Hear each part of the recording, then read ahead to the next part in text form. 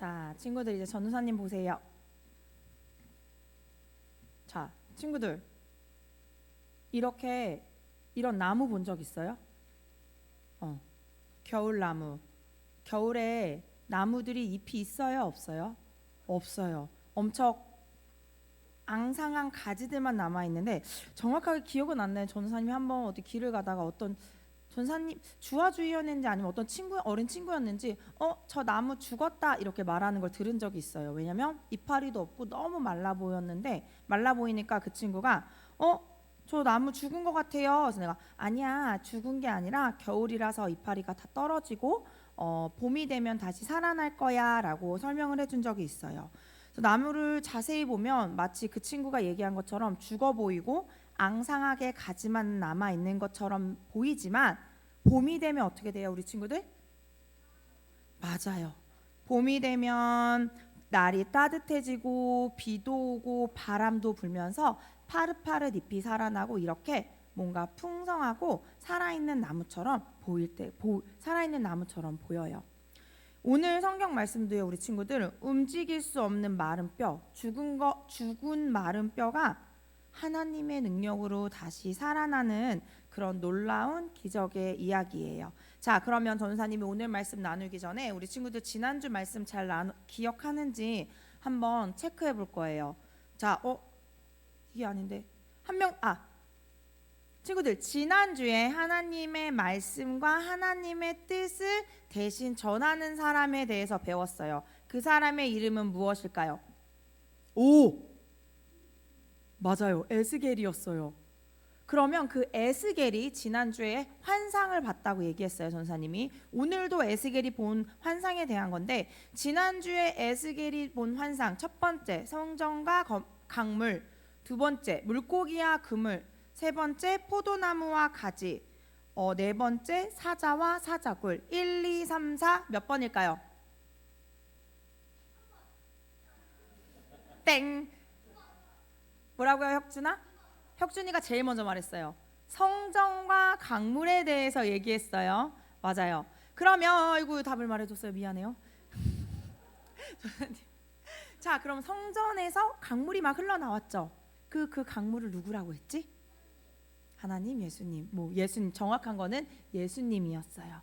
자, 그러면 오늘도 또 다른 환상을 본 에스겔 선지자에 대해서 이야기할 건데, 자, 오늘은 바벨론 사람들이 또다시 포로로 잡혀가서 그들의 성전이 무너지고 백성들이 뿔뿔이 흩어져서 희망이 없이 살아가고 있던 같은 시절의 이야기예요.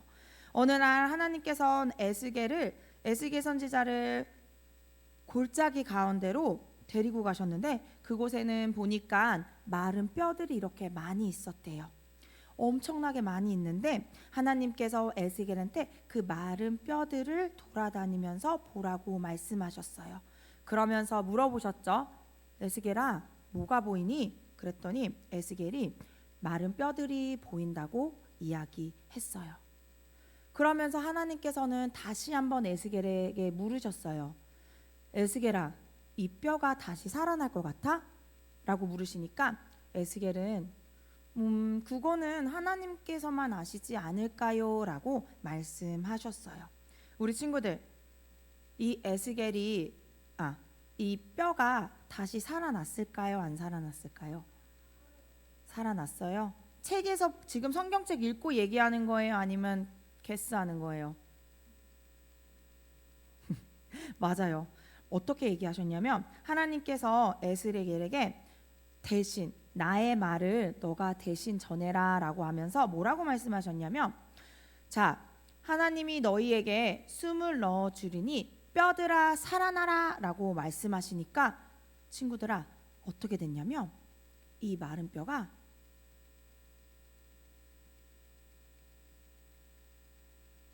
넘겨주세요.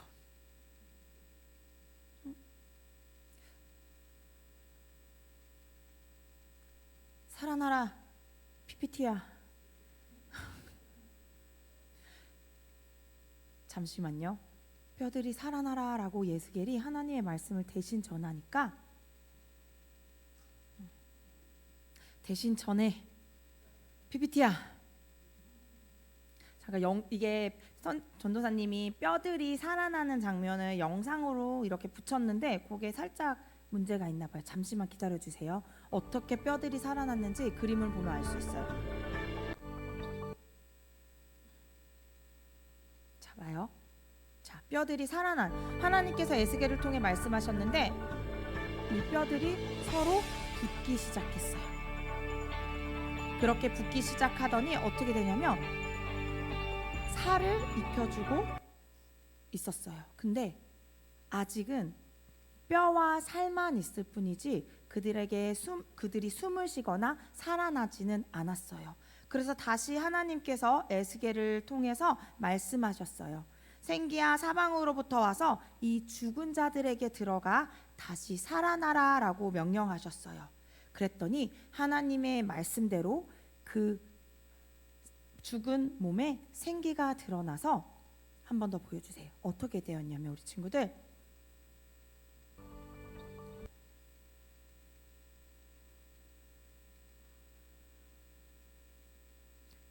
어떻게 되었을까? 친구들 여기서 생기는 뭐예요? 생기 바람 같은 거예요. 아담과 하와가 하나님께서 흙으로 다 만들어진 다음에 뭐를 불어넣으셨죠? 생기 불어넣으셔서 아담과 하와가 사람이 된 것처럼 이 죽은 자들도 하나님이 생기를 불어넣으라 하니까 이렇게 하나님의 군대가 만들어졌대요. 하나님께서는 왜 이런 환상을 에스겔에게 보여주셨을까? 우리 친구들, 이 당시에 이스라엘 백성들이 어떤 상황에 있었다고 얘기했어요? 포로로 잡혀간 상황이었어요. 바벨론의 포로로. 친구들, 포로라는 건 어떤 뜻일까? 무슨 뜻인 줄 알아요? 포로가 된다는 거? 잡혀가는 건데 어떤 뜻이냐면 전사님 곰곰이 생각했어요. 우리 친구들을 포로로 얘기하려면 예를 들어서 우리 친구들이 우리가 살던 집이 없어지는 거예요.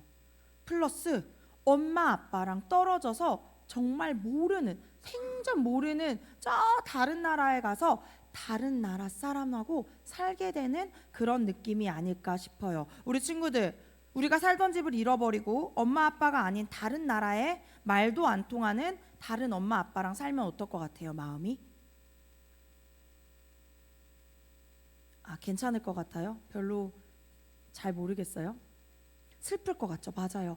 이스라엘 백성들이 그런 슬픈 마음으로 바벨론에게 포로 생활을 하고 있으니까 이스라엘 백성들이 하나님한테 뭐라고 말했냐면 하나님, 우리의 뼈들이 말랐고 우리의 소망이 다 없어졌어요. 우리가 우리나라가 아닌 바벨론 땅에서 이렇게 포로로 살게 되니까 너무 힘들어요. 우리는 이제 앞으로 우리의 땅으로 돌아갈 수 없을 것 같아요. 우리에겐 소망이 없어요 라고 하나님께 말씀하시니 하나님께서 그들에게 아니야, 내가 이 마른 뼈를 살아나게 하듯이 너희도 다시 살아나게 해서 너희가 원하는 이스라엘 땅으로 돌아갈 수 있게 해줄 거야 라는 희망의 메시지를 주신 거예요. 친구들, 우리도 여러 가지 힘든 상황 가운데 있을 수 있어요. 그렇죠? 마음이 속상하고 나는 왜 이렇게 못하지 절망할 때도 있을 거예요. 그럴 때마다 하나님께서 이 이스라엘 백성들의 뼈들이 다시 살아나게 하신 것처럼 우리의 마음도, 우리의 힘들고 지친 마음도 다시 살아나게 할 수 있다라는 말씀을 꼭 기억했으면 좋겠어요. 우리가 아무것도 할 수 없겠다라고 생각할 때 하나님께 기도하면 하나님께서는 우리에게 할 수 있는 힘을 주실 거고요. 너무 속상하고 답답하고 하나도 일이 되지 않아. 나는 왜 이렇게 못하지? 난 공부도 못하고 난 친구들이랑 잘 어울리지도 못하고 난 왜 이러지? 라는 생각이 들 때마다 하나님께 기도하면 하나님께서 우리의 마음을 위로해 주시고 우리의 마음이 평안해질 수 있도록 도와주실 거예요. 그래서 우리 동원교회 친구들이 힘들고 어려울 때마다 소망이 없다고 느낄 때마다 희망과 소망을 주는 하나님의 귀한 능력을 경험하고 누리는 우리 친구들의 삶이 되기를 축복합니다. 그렇게 할 수 있는 친구들은 아멘. 2025년 우리가 새롭게 시리즈 말씀을 전하고 있습니다. 지난주에는 에스겔서 47장에서 성전에서 흘러나오는 물로 말미암아 모든 것이 소생하는 소망을 새롭게로 말씀을 전했는데, 오늘도 에스겔서 37장의 말씀을 통해서 우리의 소망을 새롭게 다시 한번 말씀을 전하도록 하겠습니다. 에스겔 선지자는 유대가 망하기 직전에 활동하던, 그래서 포로로 잡혀가서 활동하던 부시의 아들 제사장 에스겔이었습니다. 에스겔서에 보면 25살에 포로로 잡혀갑니다. 여호야긴 왕 때 바벨론이 2차 침공을 해서 여호야긴 왕과 그리고 유력한 신하들을 무려 10,000명이나 포로로 잡아가는데, 여기에 젊은 제사장 에스겔이 포함되어 있었습니다. 한 22년간 활동을 했는데, 포로로 잡혀가서 어디서 일했냐면 바벨론의 그발 강가에서 운하를 만드는 대규모 토목공사의 강제 노동으로 이제 일을 하고 있었던 때였습니다. 그러니까 결과적으로 보면 지금 나라가 망하기 직전인 것입니다. 바벨론이 2차 침공을 해서 여호야긴 왕을 포로로 잡아가고 그의 숙부 시드기야를 허수아비 왕으로 세운 후에 이렇게 1만 명에 이르는 유대인들을 잡아가서 강제 노역을 시켰는데, 들려오는 이야기가 그로부터 한 11년 후에 주전 586년에 이스라엘은 바벨론의 3차 침공으로 완전히 멸망했습니다. 시드기야 왕을 두 눈을 뽑고 손과 발을 착고에 채워서 바벨론으로 끌어갔습니다. 다윗성은 무너졌고 예루살렘 성전은 불에 탔습니다. 그런 상황에서 혹시나 아직 왕이 살아있고 나라가 아직 망하지 않은 상태에서 자기들의 포로 생활을 끝내고 돌아가기를 소망했던 에스겔과 포로들은 절망할 수밖에 없었습니다. 나라가 완전히 망했다라는 이야기를 듣고는 그 마음이 촌농처럼 녹아져 내렸던 것입니다. 이런 절망적인 상황에서 하나님께서 에스겔을 부르십니다. 1장에 보면 갈대아 땅 그발 강가에서 포로로 잡혀서 강제 노역에 시달리던 에스겔에게 하나님의 말씀이 임합니다. 인자야, 사로잡힌 내 민족에게로 가서 그들이 듣든지 아니 듣든지 그들에게 고하여 이르기를 주 여호와의 말씀이 이러하시다라. 사로잡힌 내 민족들에게 가서 하나님께서 당신들을 기억하신다, 하나님의 말씀이 이러하신다, 그들이 듣든지 아니 듣든지 선포하라는 것입니다. 그리고 오늘 37장에서 하나님께서 에스겔에게 환상을 보여주십니다. 우리 전사님이 설명하신 것처럼 한 골짜기로 선지자 에스겔을 이끄시는데, 그 골짜기에 가보니 뼈들이 가득했습니다. 근데 이 뼈들은 아주 죽은 지 오래되어서 뜨거운 햇빛에 하얗게 말라 있었습니다. 이곳은 공동묘지가 아닙니다. 공동묘지라면 묻혀 있겠죠. 이곳은 10절을 참조하면 바벨론과의 전투에서 전사한 이스라엘의 군대로 전쟁에 패배한 후에 이 전사한 군인들의 시신을 수습하지 못하고 오랫동안 방치된 상태인 것입니다. 하나님께서 에스겔에게 물으십니다. 인자야, 이 뼈들이 능히 살 수 있겠느냐? 상식적으로 죽은 지 오래된 뼈들이 어떻게 살 수 있겠습니까? 그런데 감히 하나님 앞에서 대답을 함부로 할 수 없었습니다. 주 여호와여, 주께서 아시나이다. 우리는 하나님 앞에서도 꼬박꼬박 말대꾸를 하죠. 여러분, 유대인들은 하나님 앞에서 하나님의 이름도 함부로 부르지 않고 하나님 앞에서 대답도 상당히 조심스럽습니다. 이건 상식적으로 내 판단으로 안 되지만 주 여호와여, 주께서 아시나이다, 이렇게 대답을 하십니다. 하나님께서 에스겔에게 엉뚱한 명령을 하십니다. 야, 이 에스겔 골짜기에 마른 뼈들에게 너 하나님의 명령이라고 하고 선포해라. 너희 마른 뼈들아, 여호와의 말씀을 들을지어다. 주 여호와께서 말씀하신다. 내가 생기를 너희에게 들어가게 하리니 너희가 살아나리라. 마른 뼈들에게 선포하라는 거예요. 하나님이 말씀하신다. 생기를 너희에게 불어넣으리니 너희가 살아나리라. 그렇게 선포했더니 놀라운 일들이 벌어졌습니다. 흩어져 있던 마른 뼈들이 막 움직이더니 이 뼈 저 뼈가 들어맞고 뼈들이 서로 연결되어서 사람의 형태를 이룹니다. 그리고 그 뼈에 힘줄이 생기고 살이 오르며 그 위에 가죽이 덮이며 온전한 사람의 형상이 되었습니다. 그런데 여전히 아직 죽은 시체에 불과합니다. 하나님께서 계속해서 말씀합니다. 에스겔에게 선포하라고 말합니다. 주 여호와께서 이같이 말씀하신다. 생기야 사방에서부터 와서 이 죽음을 당한 자에게 붙어서 살아나게 하라. 그러자 생기가 그들에게로 들어오는데 죽었던 시체들이 살아나서 일어서는데 극히 큰 군대를 이룹니다. 그들이 전사하기 전에 그 골짜기에 가득히 모여있던 이스라엘의 군대가 완성이 된 것입니다. 지금 에스겔이 본 환상의 의미는 무엇일까요? 지금 이스라엘의 현실은 그들의 우상 숭배와 불순종 그리고 그들의 죄악으로 인해서 하나님께서 심판하셨습니다. 바벨론의 1차, 2차, 3차의 침공으로 인해서 나라는 완전히 망했습니다. 왕은 포로로 잡혀갔고 수많은 군인들이 젊은 군인들이 전사했고 에스겔을 비롯한 많은 사람들이 포로로 잡혀와서 강제 노역을 하고 있습니다. 성경에 보면 예루살렘은 폐허가 되었는데 젊고 일할 만한 사람들은 다 포로로 잡혀가서 그 땅에는 잡초가 자라고 여우가 뛰어나디며 돌아갈 희망도 없었고 돌아가도 반겨줄 가족도 없었습니다. 11절에 보면 지금 이스라엘의 현실은 마른 뼈와 같이 멸절되어서 소망이 끊어진 상태입니다.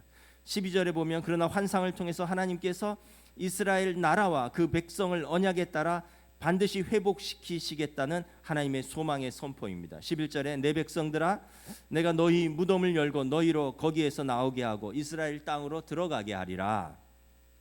13절에 내가 또 내 영을 너희 속에 두어 너희가 살아나게 하고 내가 또 너희를 너희 고국 땅에 두리니 나 여호와가 이 일을 말하고 이룬 줄을 알리라.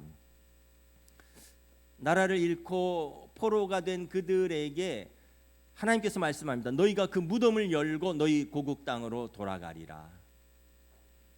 이 에스겔이 본 환상을 가서 선포하라는 것입니다. 그리고 역사적으로 이스라엘 국가는 회복되었습니다. 70년 후에 이 페르시아 때에 이스라엘 백성은 고국으로 귀환을 하게 됩니다.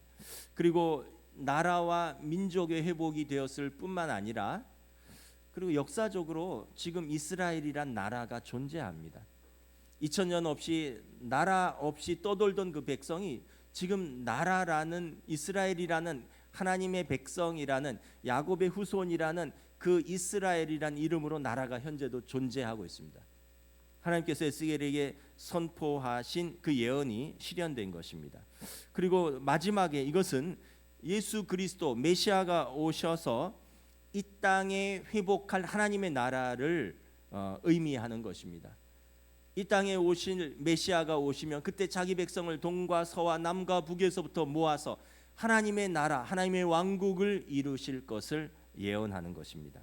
그래서 비록 지금 악한 자들이 형통한 것 같고 의인들은 고난을 당하는 불의한 현실 속에서 절망적인 현실 속에서 하나님은 살아계시고 하나님은 자기 백성을 기억하시고 뿐만 아니라 절망의 골짜기 한가운데서 일하시는 하나님을 믿고 소망을 가지라는 저와 여러분들에 대한 하나님의 선지자의 선포인 것입니다. 2025년을 살아가는 우리의 현실은 어떠합니까? 에스겔과 같은 그런 절망적인 상황은 아니지만 우리 각기 나름대로 어려움과 고난 속에서 낙심과 절망 속에서 살고 있는 분들이 있습니다. 경제적인 어려움과 관계의 깨어짐과 육신의 질병과 영적 침체와 같은 골짜기에서 낙심하고 절망하고 있지는 않습니까? 우리는 오늘 하나님께서 하나님의 백성에게 절망하지 말라고 선포하신 하나님의 말씀을 붙들어야 합니다. 먼저는 여러분 우리의 소망을 새롭게 하기 위해서는 자기 백성을 위해서 일하시는 하나님을 기억하는 것입니다. 이스라엘은 자기 현실을 이렇게 고백합니다. 11절에 우리의 뼈들은 말랐고 우리의 소망이 없어졌으니 우리는 다 멸절되었습니다. 그러나 하나님이 이렇게 선언하십니다. 아니다. 12절에 내가 너희 무덤을 열고 너희로 거기서 나오게 하고 이스라엘 땅으로 돌아가게 하리라. 14절에 내가 또 내 영을 너희 속에 두어 너희가 살아나게 하고 내가 또 너희를 너희 고국 땅에 두리라. 이스라엘은 자기 자신을 포기했는데 하나님은 자기 백성을 포기한 적이 없으시다는 거예요. 하나님은 절망의 한 골짜기에서 고통당하고 있는 자기 백성을 위하여 지금도 일하고 계신다는 것을 선포하는 것입니다. 출애굽기에 보면 애굽에서 종으로 노예로 일하던 이스라엘의 백성의 울음소리가 하늘에 상달되었고 하나님께서 들으시고 모세를 보내시고 그들의 고통에 개입하십니다. 바벨론의 그발 강가에서 시편에 보면 우리가 그발 강가에서 하나님을 찬양하던 수금을 걸어놓고 울었노라. 우리의 원수들이 너희의 하나님을 찬양해 보라고 우리를 조롱했다. 하나님이 우리를 구원하소서. 이게 By the Rivers of Babylon이라는 팝송에 그대로 나오고 있잖아요. 우리는 그발 강가에서 우리가 울었노라. 에스겔과 그 백성들이 그발 강가에서 그 토목 공사를 하면서 자기들의 소망이 없다고 울 때 하나님은 아니다. 내가 마른 뼈와 같은 너희들을 기억하고 있다라는 것입니다. 하나님은 기억하고 있는데 왜 너희는 하나님을 잊어버리느냐라는 것입니다. 저희 둘째가 영월에서 군복무를 할 때 그 부대에서 특별한 어떤 훈련이 없으면 가끔 가다가 국군 유해 발굴 감식단에 지원을 나갔다고 했습니다. 영월이니까 태백산맥 쪽이잖아요. 그러면 이 6.25 전쟁 때 한참 격전지였던 이 태백산맥 인근에서 그때 군인들이 이제 전사를 했는데 그때 뭐 혼란스러운 상황에서 시신을 다 수습하지 못한 것이죠. 그 여기저기 아직도 묻혀 있다는 거예요. 그래서 국군 유해 발굴 감식단이 이제 그 현역들 군인들하고 이렇게 같이 수색을 하는데 그 군인들은 전문가가 아니니까 막 거기 나가서 수색을 하다가 뼈가 발견되면 손을 들고 여기 뼈가 발견됐습니다. 그럼 이제 거기에서 이제 딱 그 이제 줄을 딱 치고 유해 발굴 감식단이 이제 거기를 발굴을 합니다. 뭐 동물 뼈도 있을 수 있는데 사람 뼈 하나라도 발굴을 하면 가지고 가서 비닐봉지에 잘 넣어서 가져가서 국방부 DNA 감식센터에서 그 뼈들을 감식하고 DNA를 감식합니다. 예전에는 그 뼈가 나와도 누구 뼈인지 알 수 없었는데 그 이후로 그 지역에 참전했던 부대원들의 정보가 있고 그리고 이제 2000년 이후로 이 DNA 감식 기술이 발전되어서 이제 그 유족들의 DNA랑 등록을 해둔 거예요. 그래서 하다못해 뼈 하나에서라도 DNA가 일치하면 국군 장병의 신원을 확인하고 유족들에게 유고를 인계하는 임무를 수행을 하는 것입니다. 시신을 수습하지 못해서 가족이 어디에 전사했는지도 모른 채 70년이 흐른 세월이 흘렀는데 어느 날 아버지의 시신이 돌아옵니다. 어느 날 형의 유골이 돌아오는 것입니다. 70년 만에 전사한 남편의 유해를 받은 90대 아내가 있습니다. 70년 만에 전사한 형의 유해를 찾은 70대 80대 동생이 있습니다. 국군 유해 발굴 감식단의 작업이 주는 굉장히 중요한 메시지가 있습니다. 첫째는 국가를 위해서 헌신하고 희생한 장병들을 국가는 절대 잊지 않고 기억한다는 것입니다. 국가는 수십 년 아니 수백 년이 흘러도 잃어버린 군인들을 끝까지 찾아서 가족들에게 돌려준다는 것입니다. 그래서 전쟁으로 인한 슬픔을 회복하고 희망이 사라진 곳에 소망을 심는 역사를 올바로 세우는 것을 이것을 국가가 하겠다라는 의지인 것입니다. 여러분 국가도 이러할진데 하물며 하나님께서 잃어버린 자기 백성을 포기하시겠습니까? 포로로 잡혀간 자기 백성을 외면하시겠습니까? 에스겔이 본 그 골짜기 한가운데 이름도 모르게 죽어가고 그리고 세월이 흘러서 태양빛에 하얗게 남은 그 뼈들을 하나님이 잃어버리시겠느냐라는 것입니다. 오늘 하나님께서 에스겔에게 그발 강가에서 절망하고 있는 그 백성들에게 가서 선포하라고 말합니다. 우리에게 하나님이 계시다. 주 여호와께서 내게 이렇게 말씀하셨다. 내 백성들아 내가 너희 무덤을 열고 너희로 거기에서 나오게 하고 이스라엘 땅으로 돌아가게 하리라. 이스라엘은 자기 자신을 포기했는지 모르지만 하나님은 자기 백성을 포기하지 않으셨다는 것입니다. 어느 부모가 자기 자식을 포기하겠습니까? 절망의 한 골짜기 가운데서 고통당하고 있는 자기 백성을 지금도 잊지 않고 일하고 계신 하나님을 기억하십시오. 하나님은 우리를 위해서 지금도 일하고 계십니다. 우리가 먼저 포기할 일이 없습니다. 하나님을 기억하는 데서 소망이 시작되는 것입니다. 두 번째는 여러분, 상황을 넘어서 믿음으로 하나님을 바라보는 데서 소망이 시작되는 겁니다. 여러분, 믿음은 하나님을 신뢰하고 하나님을 바라보는 것입니다. 신앙이라는 것은 믿을 신자에 앙망할 앙자입니다. 하나님을 신뢰하고 하나님을 바라보는 것이 신앙입니다. 여러분, 현실은 답답하죠.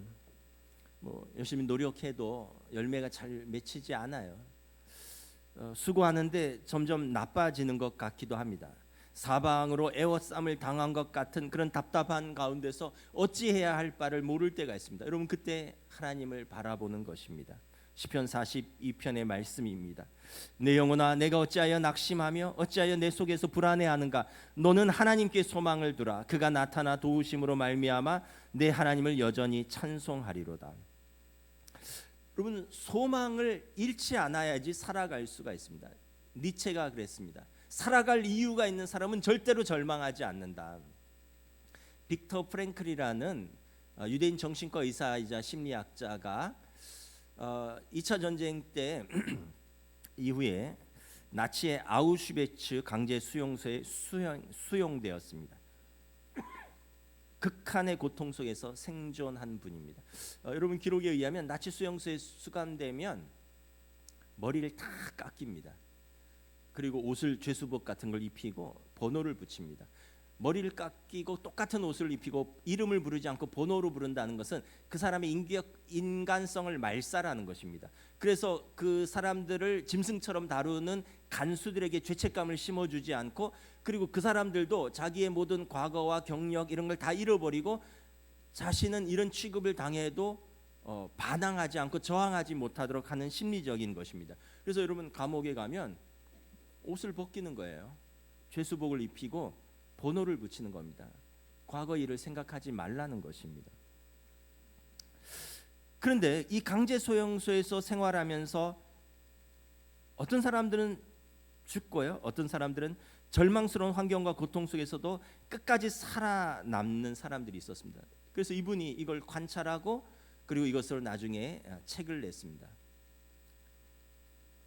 어떤 사람들이 똑같은 상황에서 빨리 죽고 어떤 사람들은 살아남는가? 결론은 니체와 똑같았습니다. 살아갈 이유가 있는 사람들은 아무리 절망스러워도 쉽게 포기하지 않는다는 거예요. 이 포로 수용소에서 어린 자녀가 있는 부모들은 절대 자녀보다 먼저 죽지 않았습니다. 먼저 죽이지 않는 한 자기가 돌볼 자녀가 있는데 부모는 절대 죽지 않습니다. 왜냐하면 돌볼 자녀가 있기 때문에 그래요.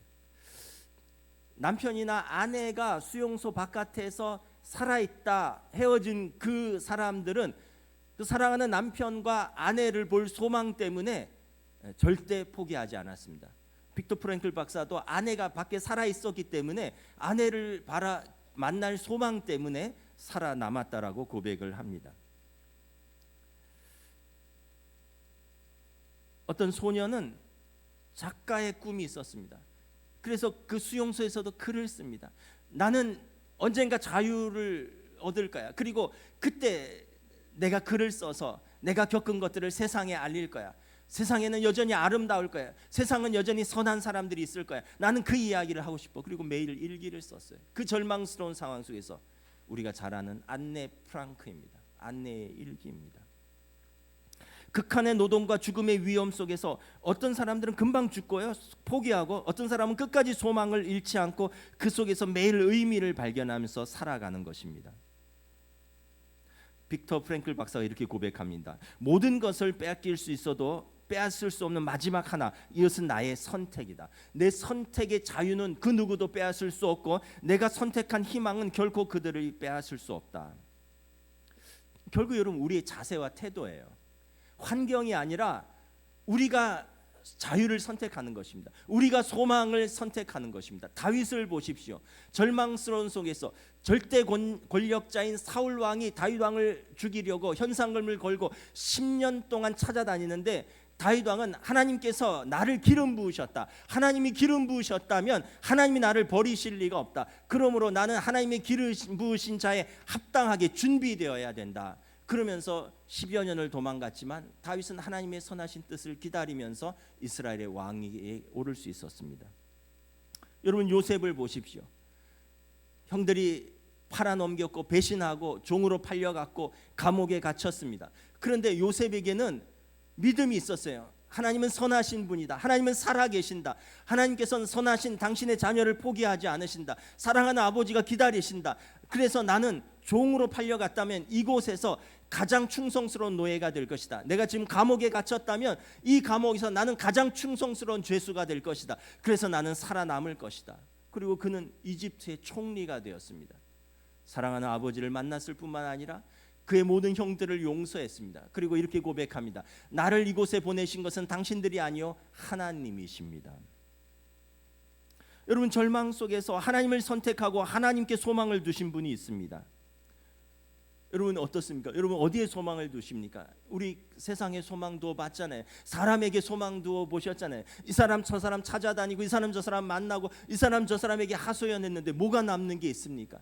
이 일에도 소망을 걸어보지 않았습니까? 이 일도 해보고 저 일도 해보고 여기에 있으면 소망이 있을까? 저 일을 해보면 소망이 있을까? 이것저것 바쁘게 쫓아다녔는데 그래서 무슨 소망이 생겼습니까? 무엇이 남았습니까?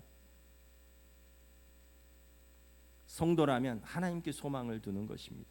마른 뼈 같은 절망적인 현실 속에서 자기 백성을 위해 일하시는 하나님을 바라보십시오.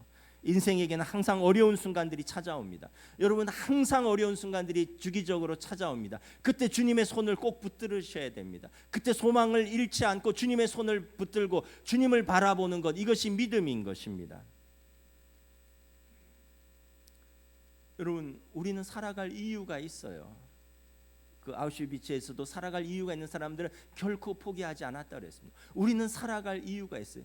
여러분, 우리 아버지 어머니들, 우리에게 맡겨진 가정이 있습니다. 자녀들이 있습니다. 이게 충분히 살아갈 이유입니다. 여러분, 부모에게 주신 소명이 무엇입니까? 가정을 부양하고 자녀들을 양육하고 그래서 사업과 일터에서 수고하고 일하여 가정을 세우는 것, 이게 부모에게 주신 가장 존귀하고 고귀한 소명인 것입니다. 이 소명 때문에 오늘도 부모들은 일을 하는 것입니다. 젊은이들, 여러분, 내일을 살아갈 꿈이 없다면, 소망이 없다면 기도하십시오. 요셉처럼 나에게 꿈을 달라고, 하나님 나에게 꿈을 주십시오. 하나님 나에게 하나님의 비전을 보여주십시오. 기도하시기 바랍니다. 여러분, 우리가 기도해야 될 이유가 여기 있어요. 아브라함처럼 기도하십시오. 믿음의 아버지가 되겠습니다. 하나님, 내가 믿음의 아버지가 되겠습니다. 또 믿음의 배우자를 달라고 기도하십시오. 리브가 아브라함의 그 아들 이삭, 믿음의 아들을 이삭을 위한 리브가를 얻을 수 있도록 아브라함과 사라가 기도하면서 믿음의 배우자를 하나님께 맡기고 구해오라 그랬잖아요. 나에게 믿음의 배우자를 주십시오. 아무나 만나지 않고, 그냥 외모에 끌리지 않고, 그냥 감정에 끌리지 않고, 조건에 끌리지 않고, 나와 내 가정을 세우고 내 자녀들을 세울 믿음의 배우자를 만나게 해달라고 하나님께 기도하십시오. 한나처럼 우리 자녀가 믿음의 아들이 되게 해달라고, 믿음의 딸이 되게 해달라고 하나님 앞에서 무릎 꿇고 기도하십시오. 성도로서 날마다 주님의 더 좋은 제자가 돼서 주님의 몸된 교회의 충성스러운 직분을 잘 감당하게 해달라고. 그래서 내 일터가, 내 사업이 잘 되는 것은 내가 잘 먹고 잘 사는 것뿐만이 아니라 그걸 넘어서서 하나님의 일들도 감당하고 하나님께서 주신 세상을 하나님의 뜻으로 섬길 수 있도록 하나님 나를 축복하여 달라고 여러분 기도하십시오. 우리가 기도하는 것은 하나님에 대한 믿음 때문입니다. 하나님에 대한 소망을 포기하지 않았기 때문에 그렇습니다. 하나님은 살아계시고 반드시 악인들을 심판하시고 의인들에게 상 주시는 공의의 하나님이심을 우리가 믿기 때문에 그렇습니다. 이것이 우리가 살아가는 근거이고 우리가 포기하지 않는 이유인 것입니다. 결국 하나님의 말씀에서부터 변화가 시작됩니다. 4절에 보면 계속 말씀이 나와요. 너희 마른 뼈들아 여호와의 말씀을 들을지어다. 5절에 봅니다. 주 여호와께서 말씀하신다. 너희 마른 뼈들아 너희가 살아나리라. 9절에 말씀합니다. 주 여호와께서 말씀하신다. 생기야 사방으로부터 와서 이 죽음을 당한 자에게 붙어서 살아나게 하라. 하나님은 선지자에게 말씀하십니다. 마른 뼈들에게 선포하라는 거예요. 마른 뼈들에게도 선포하라는 거예요. 마른 뼈들에게도 하나님의 말씀이 선포되면 그 뼈들이 붙고 마른 뼈들에게 선포하면 생기가 들어와서 살고, 그런데 하물며 이스라엘에게 하나님의 말씀을 선포하면 그들이 살아 움직이지 않겠느냐라는 것입니다. 그래서 12절에 주 여호와께서 이같이 말씀하시기를 내 백성들아 내가 너희 무덤을 열고 너희로 거기에서 나오게 하고 이스라엘 땅으로 들어가게 하리라. 이스라엘 백성에게 선포하는 것입니다. 너희를 무덤에서 나와서 너희가 너희 땅으로 돌아가리라. 14절에 내가 내 영과 또 너희 속에 내 영을 두어 너희가 살아나게 하고 너희를 너희 고국 땅에 두리니 나 여호와가 이 일을 말하고 이룬 줄을 너희가 알리라. 하나님의 말씀으로 시작해서 하나님의 말씀으로 끝납니다. 하나님의 말씀에 능력이 있습니다. 하나님은 말씀으로 세상을 창조하셨고 하나님은 말씀으로 세상을 다스립니다. 하나님의 말씀에 능력이 있어요. 우리가 변화되려면 하나님의 말씀에 대한 자세와 태도가 바뀌어야 합니다. 성경에 하나님의 말씀을 받아들이고 존중하고 하나님의 말씀에 순종하는 태도를 가져야 합니다. 하나님의 말씀을 오래된 어떤 격언처럼 취급하고 하나님 말씀하시는 하나님을 이 시대에 맞지 않는 꼰대 취급하고 하나님의 말씀을 존중히 여기지 않는다면 하나님의 말씀이 우리 가운데 살아서 역사할 수가 없어요. 여러분, 사람도 상대를 존중해야지 내가 존중받을 수 있지 않겠습니까? 제가 어떤 음악 오디션 프로그램을 보는데 한 여성 참가자가 나왔어요. 특별하게 등장을 하는데 커다란 여행 그 캐리어를 이렇게 끌고 나왔어요. 그리고 그걸 무대 중앙에 두고 거기에 턱 이렇게 앉아서 비스듬히 앉아서 자기 자신을 소개하는데 전 세계 여행을 다니고 그리고 그 여행의 그 경험담을 올리는 유명한 인플루언서라는 것입니다. 그래서 이제 심사위원들이 그 참 부럽다고 여행 전 세계를 여행 다는 거 그 유튜버 그 주소가 어떻게 되냐고 하니까 그분이 씩 웃으면서 알아서 찾아보세요 하고 쿨하게 대답을 하더라고요. 이 프로그램은 참가자가 자신이 원하는 심사위원을 한 명을 지정을 하고 그 심사위원에게 특별하게 피드백을 받는 그런 프로그램입니다. 작곡자 정재영 씨를 선택했습니다. 그리고 아주 영어로 유창하게 팝송을 잘 불렀어요. 근데 제가 그 참가자의 인터뷰와 노래를 들으면서 들은 느낌입니다.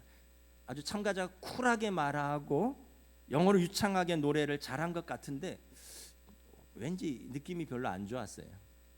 아니나 다를까 심사위원 정재영 씨가 노래가 끝난 후에 이렇게 소감을 말했습니다. 노래는 평범하기 그지 없고요. 무엇보다 당신의 자세와 태도에서 심사위원과 음악에 대한 존중을 전혀 찾아볼 수가 없습니다. 삭제하겠습니다. 돌아가십시오. 의기양양하게 트렁크를 끌고 나오던 그 참가자는 머쓱한 웃음을 지으면서 그 트렁크를 끌고 무대 뒤로 퇴장을 했습니다. 저만 느낀 게 아니더라고요. 심사위원도 그걸 느꼈어요. 이 사람은 음악 오디션 프로그램인데 음악에 대한 존중도 심사위원에 대한 존중도 없구나. 그냥 자기는 쿨한 것 같지만 그 자세와 태도에서 이 자리에는 어울리지 않는다. 돌아가십시오. 이렇게 이야기를 하는 거예요. 여러분 잘 기억해야 됩니다. 환경이 중요한 게 아니라 삶에 대한 우리의 자세와 태도가 중요합니다. 상대도 여러분 사람도 상대를 존중해야 내가 존중받을 수 있습니다. 이게 황금률이에요. 예수님께서 말씀하셨습니다. 너희가 대접받고자 하는 대로 남을 대접하라. 이게 황금률입니다. 그런데 하물며 하나님의 말씀을 하나님의 말씀으로 존중하지 않는다면 하나님의 말씀을 하나님의 말씀으로 우리가 생각하지 않고 대한다면 어찌 우리에게서 하나님의 말씀이 역사할 수 있겠습니까? 우리에게 하나님의 말씀에 대한 존중이 있습니까? 하나님께서 사무엘 선지자에게 이렇게 말씀하셨습니다. 나를 존중히 여긴 자를 내가 존중히 여기고 나를 멸시하는 자를 내가 경멸하리라. 성도는 하나님을 경외하는 사람입니다. 경외라는 것은 하나님에 대한 올바른 두려움입니다.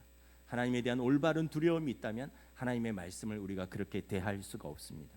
하나님의 말씀을 무겁게 받아들이고 존중해야 됩니다. 하나님의 말씀을 잘 듣고 잘 읽고 이거 잘 순종할 때 마른 뼈와 같은 우리 삶이 살아나고 회복됩니다.